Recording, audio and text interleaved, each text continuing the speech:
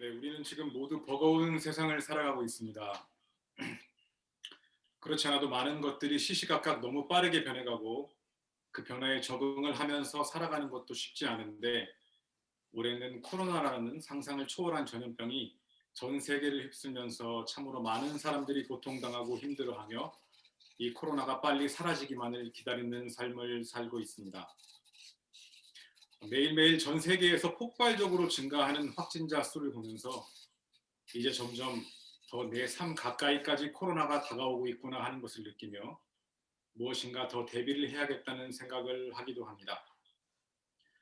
이렇게 코로나 바이러스까지 덤으로 우리의 삶을 위협하는 것을 보고 느끼면서 우리는 이 어지럽고 치열한 삶의 현장에서 어떻게 하면 세상이 주는 만족과 기쁨이 아닌 하나님이 주시는 평강을 누리며 살아갈 수 있을지 오늘 본문을 통해 알아보겠습니다.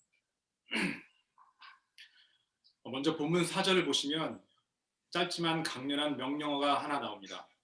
무엇이죠? 네, 맞습니다. 기뻐하라입니다. 이 명령처럼 우리가 하나님이 주시는 평강을 누리는 첫 번째 방법은 기뻐하는 것입니다. 이 짧은 한 구절에 바울은 기뻐하라고 두 번이나 말하고 있습니다. 한 번으로는 부족하다고 느꼈는지 다시 말할 테니 기뻐하라 하며 강조를 하고 있습니다. 마치 부모님이 어린 자녀에게 중요한 것이 있으니까 꼭 잊지 말라고 당부하듯이 말이죠. 1장에서 3장까지 말씀 속에 이미 여러 차례에 걸쳐서 기쁨에 대해 전했음에도 이제 편지를 마무리하는 마지막 장에서 빌립보 성도들에게 기뻐하라고 말하는 것을 보아서 바울이 이 기쁨에 얼마나 큰 초점을 맞추고 있는 것인지 알 수 있습니다. 그런데 바울이 말하는 기쁨은 우리가 생각하는 기쁨과는 거리가 있습니다. 우리가 기쁨이라는 단어를 생각하면 무엇인가를 성취하거나 가졌을 때 아니면 크게 인정을 받았을 때 느끼는 감정을 떠올리게 됩니다. 무엇인가 좋은 일이 있어야 기쁨이 넘치기 때문입니다. 하지만 본문의 기뻐하라는 우리가 단지 기뻐해야 할 일이 있을 때 기뻐하라는 말이 아닙니다. 언제 기뻐하라고 나와 있죠? 네, 그렇습니다. 항상 기뻐하라고 말씀하고 있습니다. 항상 기뻐하라. 여러분은 항상 기뻐하는 것이 가능하신가요? 현재 바울의 상황을 한번 보겠습니다. 지금 바울이 있는 곳이 감옥입니다. 감옥에서 어떠한 일들이 벌어질지도 모르는 상황인데 바울은 본인이 기뻐한다고 수차례 말해왔고 이제는 성도들에게 기뻐하라고 합니다. 그 이유는 무엇일까요? 바울 본인이 어떠한 상황에 처해 있던지 자신의 주인이 함께 계신 것을 알고 있기 때문입니다. 내 삶을 인도하시고 주관하시는 진짜 주님, 예수 그리스도가 내 곁에 언제나 계시다는 것을 믿고 있기 때문입니다. 그래서 바울은 빌립보 성도들에게 주님 안에서 기뻐하라고 말하는 것입니다. 바울의 주님이신 예수님이 빌립보 성도들에게도 동일한 주님이시기 때문입니다. 내 삶의 참 주인이자 나의 구원자이신 예수 그리스도, 그분의 존재 자체만으로 기뻐할 수 있고 또 그분이 기쁨의 근원이시기 때문입니다. 그래서 바울은 감옥에 갇혀 있는 시간에도 기뻐할 수 있고 그 기쁨을 통해서 하나님의 참 평강을 누리고 있기 때문에 빌립보 성도들과도 함께 나누고 싶어 하는 것입니다. 이 기쁨은 그냥 단순한 기쁨이 아닙니다. 내 삶의 주인이신 예수 그리스도가 죄로 인해 영원히 죽을 수밖에 없는 죄인 중의 죄인인 나를 살리시기 위해 십자가에서 나 대신 죽으시고 나를 구원해 주셨다는 확실한 믿음을 통해서 나오는 기쁨입니다. 그 믿음에 감격해서 나오는 진짜 기쁨인 것입니다. 그래서 바울은 감옥 안에서도 기뻐할 수 있는 것입니다. 내가 오늘 당장 죽음에 이른다 해도 나를 다시 살리실 분이 예수 그리스도이시기 때문에 흔들림 없이 어떠한 상황에서도 나의 주님이신 예수 그리스도 안에서 기뻐하는 것. 이것이 하나님의 평강을 누리기 위해 우리가 해야 할 일입니다. 여러분, 관용이라는 단어를 자주 사용하십니까? 저를 생각해 보면 관용이라는 단어를 평소에 잘 사용하지 않는 것 같습니다. 또 이 단어를 일상생활에서 자주 듣거나 접하지도 못했던 것 같습니다. 그런데 5절 말씀에 바울은 너희 관용을 모든 사람에게 알게 하라고 말씀하십니다. 이 말씀처럼 우리가 하나님의 평강을 누리는 방법 두 번째는 우리의 관용을 다른 사람이 알게 하는 것입니다. 이 관용이라는 단어가 무엇을 말하고 있기에 모든 사람에게 알리라고 하는 것일까요? 우리말 뜻과 마찬가지로 헬라어 언어에서 관용이라는 단어는 문자적으로 인내, 부드러움을 뜻하고 있습니다. 즉, 다른 사람들에게 너그럽고 관대한 마음을 품어야 한다는 것입니다. 오늘 본문 앞에 2절을 보시면 에베소 교회의 두 여인인 유오디아와 순두개가 나옵니다. 이 두 사람은 바울이 빌립보 교회를 세우는 데 도움을 준 아주 중요한 교회 일꾼들이었습니다. 그런데 그들에게 다툼이 있었습니다. 그 다툼의 이유가 다름 아닌 두 여인이 교회에서 서로 자기 자신을 드러내기 위한 주도권 싸움이었을 것이라고 성경학자들은 말하고 있습니다. 그래서 바울은 그 두 사람에게 주도권을 잡기 위해서 서로 다른 생각으로 대립해서 갈라지지 말고 주님 안에서 같은 마음, 즉 하나가 되는 마음을 품으라고 말하는 것입니다. 그리고 5절에서는 빌립보 교회 성도들에게 그들의 다툼 때문에 흔들리지 말고 너희가 너그러운 마음으로 용납하고 그 선한 마음을 서로 나누라고 하고 있습니다. 우리도 교회에서 함께 무엇인가를 하는데 종종 서로의 의견이 맞지 않을 수가 있습니다. 내가 더 잘해서 교회에서 인정받고 싶을 때도 있습니다. 나를 더 드러내고 싶을 때도 있습니다. 나를 더 알아줬으면 할 때도 있습니다. 또 내가 옳고 다른 지체가 잘못되었다는 것을 알리고 싶을 때도 있습니다. 그래서 이 상황을 뒤엎어서 전세를 역전시킬 만한 무엇인가를 찾기도 합니다. 그 전세 역전으로 나를 더 드러내고 싶습니다. 내가 모든 조명을 받고 싶습니다. 이것들이 모두 잘못된 것들입니다. 하나가 되어야 할 우리의 공동체를 단시간에 무너뜨리는 일입니다. 저도 제 자신을 생각해 보면 어려서부터 교회에서 어른들이 늘 잘한다, 잘한다 해주시니 그 기세를 입고 제가 마치 정말 잘난 것처럼 교만하게 텃세 부리고 제 자신을 드러내고 싶어 했던 적들이 참 많았던 것 같습니다. 지금 생각해 보면 그 모습이 참 어리석었고 창피했던 일이지만 그런 저를 관용의 마음으로 돌봐주셨던 분들이 안 계셨으면 제 교만이 어디까지 치고 올라가려 했을까 하는 아찔한 생각이 듭니다. 그래서 바울은 저 같은 사람들이 언제 어디서 나올지 모르니 성도들에게 너그러운 관용의 마음을 갖고 그 마음을 다른 사람들에게 알리라고 말하는 것입니다. 즉, 그 선한 인내의 마음을 서로 공유하고 격려하라는 것입니다. 이렇게 다툼이 생길 때 아니면 어떠한 문제를 지켜봐야 하는 상황에서 그리스도인다운 선함과 인내를 드러내는 것, 나의 주인 되신 하나님 안에서 어떠한 쪽으로 조금도 흔들리지 않고 넘어지지 않는 영적인 인내를 지켜나가는 것, 그것이 관용입니다. 그런데 우리가 그 관용을 널리 알리기 위해서는 우리 힘만으로 가능하지 않습니다. 우리 주님의 도움이 필요합니다. 주님이 우리와 함께 하셔야 합니다.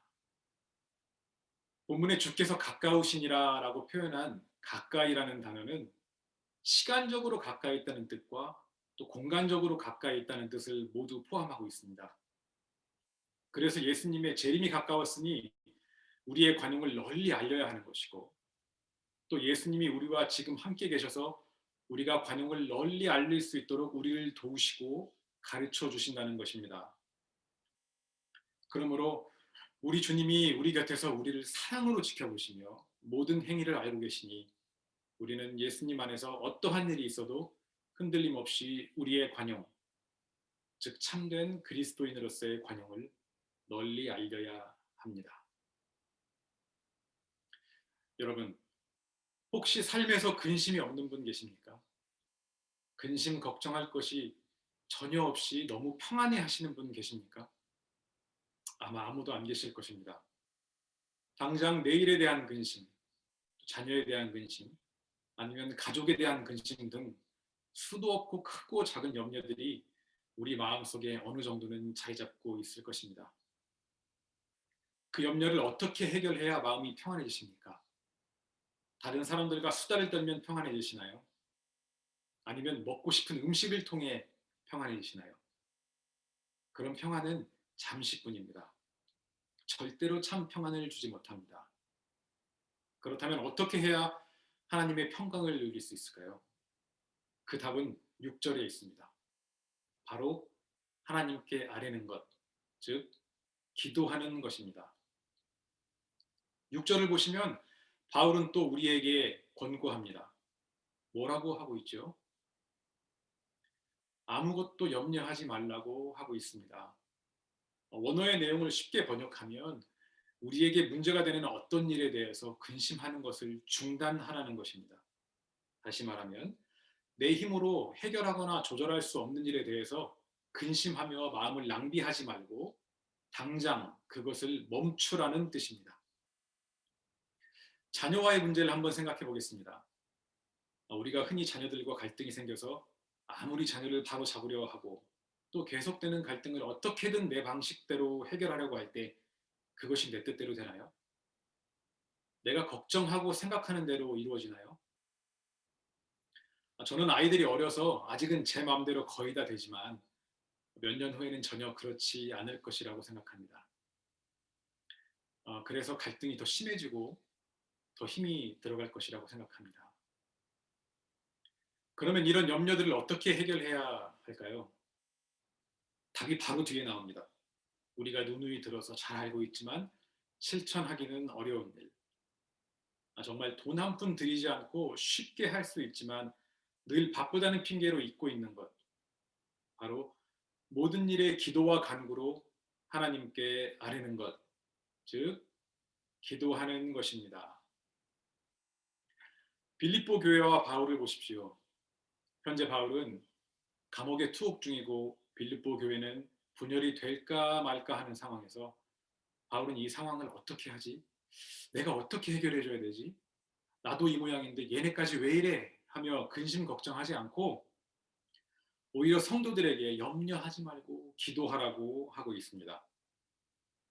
어찌 보면 본인이 어떻게 감옥에서 나와야 하나 걱정하고 빌립보 교인들에게 나를 여기서 어떻게 빼내줄 수 있을지 도움을 청해야 하는 때에 기도하라고 하는 것입니다. 왜 기도해야 합니까? 그 이유도 간단합니다. 어차피 내 힘으로 되지 않기 때문입니다. 내가 아무리 걱정해도 안 되기 때문입니다. 내가 문제를 해결하기 위해 머리를 싸매고 온머리를 굴리고 발을 동동 굴러도 내 마음대로 안 되기 때문입니다. 그러면 어떻게 해야 합니까? 그냥 포기하고 세상 모든 근심 걱정을 나 홀로 짊어지고 살아가야 하나요? 아닙니다. 오늘 말씀처럼 감사함으로 하나님께 기도하면 됩니다. 여러분, 내 근심을 알고 해결해 주실 수 있는 분은 오직 한 분뿐이십니다. 내 근심을 참 평강으로 덮어주실 수 있는 분은 오직 한 분이십니다. 그분은 우리의 주인이신 예수님이십니다. 그분께 기도를 통해 우리의 모든 근심과 염려를 맡겨드리면 됩니다. 전능하신 그분께 우리의 것을 다 내어드리고 맡기면 우리는 이 땅에서 참된 자유와 참된 평강을 누릴 수 있습니다. 마태복음 6장에서도 예수님께서 걱정한다고 해서 될 일 없으니 걱정하지 말고 먼저 하나님 나라와 의를 구하라고 말씀하십니다. 그렇습니다, 여러분. 예수님 말씀처럼 우리가 걱정한다고 해결될 수 있는 일이 하나도 없습니다. 그러므로 우리는 전지전능하신 하나님을 전적으로 신뢰하는 믿음 안에서 지속적인 기도를 통해 우리의 마음을 다 털어놓아야 합니다. 절대자이신 하나님께 감사함으로 드리는 기도, 설령 내 기도가 내가 원하는 뜻에 맞게 이루어지지 않는다고 해도 전능하신 하나님에 대한 신뢰를 끝까지 지키겠다는 믿음으로 드리는 기도, 그런 온전한 기도를 드려야 합니다. 자, 이제 7절 말씀 첫 부분을 보시겠습니다. 뭐라고 나와 있나요? 네, 그렇습니다. 그리하면이라고 말하고 있습니다. 그리하면 지키시리라. 오늘 함께 나눈 세 가지, 기뻐하고 관용을 알리고 모든 일을 기도와 간구로 하나님께 아뢰면 그 결과로 하나님의 평강이 우리의 마음과 생각을 지켜주신다는 것입니다. 하나님의 평강은 그냥 단순하고 평범한 평강이 아닙니다. 모든 지각에 뛰어난 평강입니다. 하나님의 평강이 모든 사람의 이성과 지성보다 뛰어납니다. 우리가 아무리 우리의 이성과 지성을 총동원해서 똑똑하고 잘난 생각을 한다 해도, 또 그 이성과 지성으로 우리 마음에 위안을 주려 한다 해도 그것들이 하나님이 주시는 평강을 절대 이길 수 없는 것입니다. 창조주이신 하나님의 평강은 이 모든 것들을 덮습니다. 그리고 하나님의 평강은 우리의 마음을 곧게 하시고 우리의 믿음을 더 굳게 하십니다. 그래서 이 참된 평강으로 우리가 힘들어도 기뻐할 수 있고 넉넉히 이겨낼 수 있고 또 이 자리에서 살아낼 수 있는 것입니다. 그렇다면 우리의 마음과 생각을 어떻게 지켜주실까요? 바울이 빌립보 교회에 편지를 쓰는 이 시기에 로마의 군대가 빌립보 지역에 주둔하며 빌립보를 지켜주고 있었습니다. 본문에 나오는 지키시리라라는 단어는 군대가 지키는 것과 같은 의미입니다. 그래서 이 단어가 빌립보 교인들에게 피부로 와닿았을 것입니다. 빌립보 교회가 로마 군대에 의해 보호를 받듯이 하나님의 평강이 우리의 마음의 생각을 지켜주실 것입니다. 그래서 우리는 그 어떠한 공격이나 두려움, 걱정에서 자유롭고 안전할 수 있습니다. 여러분, 오늘 우리가 어떻게 해야 하나님의 평강을 누릴 수 있을지 나눠봤습니다. 우리가 많이 접하고 잘 알고 있는 말씀인 본문 4에서 7절을 전체로 보지 않고 한 절씩 따로따로 봐서 단순히 기뻐해야 한다, 염려하지 마라, 기도하라 이렇게만 생각하고 있었을 수 있습니다. 하지만 오늘 본문을 통해 사도 바울은 우리가 이 땅에서 하나님의 평강을 누리는 방법에 대해 세 가지로 명확하게 말씀하고 있습니다. 하나님의 평강은 멀리 있지 않습니다. 하나님의 평강은 뜬구름이 아닙니다. 그리고 우리가 엄청난 일을 해야 주시는 것이 아닙니다. 오늘 본문 말씀처럼 우리가 항상 기뻐하고 우리의 관용을 모두에게 알리고 또 염려하지 않고 감사하는 마음으로 하나님께 기도하면 자동으로 이 세상의 모든 것을 뛰어넘는 하나님의 평강이 그리스도 예수 안에서 우리를 지키실 것입니다. 그 평강이 우리를 자유롭게 합니다.